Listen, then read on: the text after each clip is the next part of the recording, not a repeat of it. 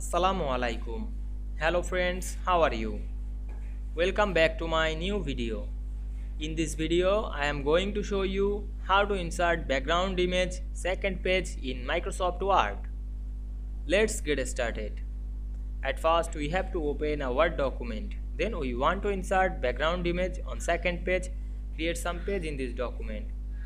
Press Ctrl Enter on our keyboard. Then go to the second page. Go to the insert menu, then click shapes option, then choose rectangle shape, then draw the shape to the page.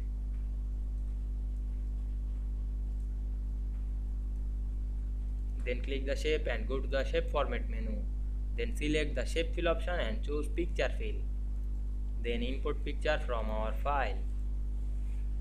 Now we can see here we insert background image on second page very easily. I hope you enjoyed the video. Please like, comment, share and subscribe my channel. Thanks for watching.